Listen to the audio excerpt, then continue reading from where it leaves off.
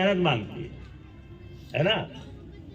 तो कैसे हम अपने ब्रेन की जो फ्रीक्वेंसी है, वाइब्रेशन है, उसको कैसे आगे बढ़ाएं, कैसे उसको ऊपर उठाएं, ये हमें सीखना है। वो जब साइंस नहीं विकसित थी तब भी यहां लोग थे, और उसमें कोई कोई जो है बहुत महान हो जाते थे, बड़े हो जाते थे। वो ऑटोमेटिक थी, नेचुरल था। लेकिन सब सिकंदर नहीं हुए, सभी तो सिकंदर बन नहीं जाएंगे, सभी शेक्सपियर नहीं होंगे, सभी कालिदास नहीं होंगे।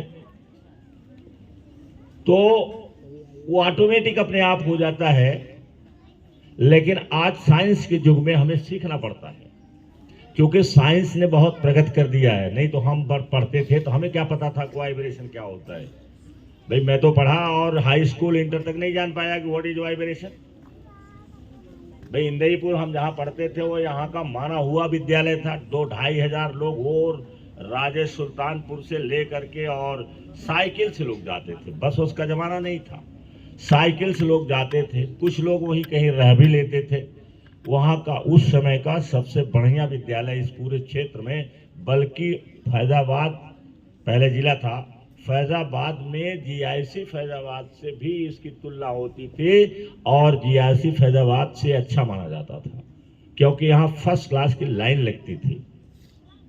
लेकिन मैं इंटरमीडिएट तक पढ़ा, हालांकि मैं आर्ट साइड में था, तो इंटरमीडिएट में पढ़ा और मैं नहीं जान पाया कि what is vibration, what is frequency, ये नहीं जान पाया। क्यों नहीं जान पाया? क्योंकि उस समय पढ़ाई में था ही नहीं है। टीचर आते थे, जैसे आमतौर से पढ़ाया जाता है, आए अपना किताब खोलो, उसी के सहारे कुछ बताते भी थे। तो ये वाइब्रेशन, तो वाइब्रेशन कोई बता सकता है? वाइब्रेशन नहीं बता सकते। हाँ, हिंदी में उसे कंपन कह सकते हैं, लेकिन अगर बताना हो तो कैसे बताओगे?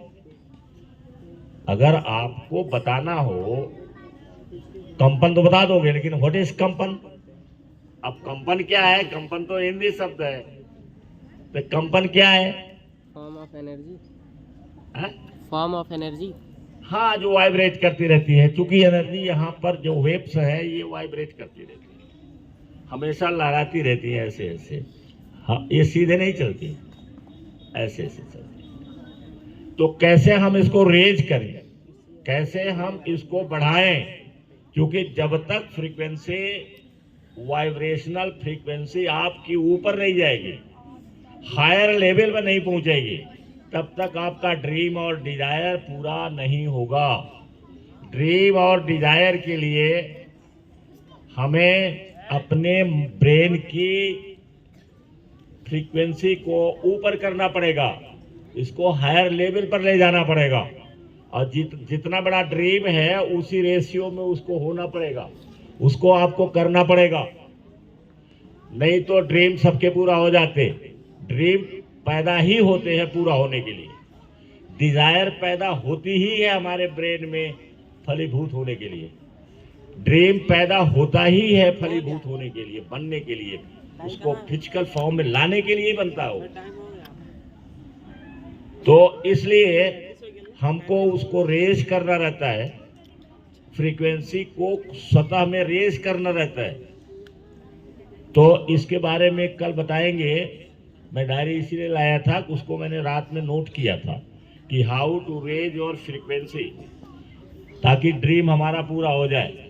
दूसरा उसमें क्वेश्चन है कि अपने स्टैंडर्ड को कैसे बढ़ाएं, हम हमारा स्टैंडर्ड कैसे ऊंचा हो, कैसे बड़ा हो स्टैंडर्ड।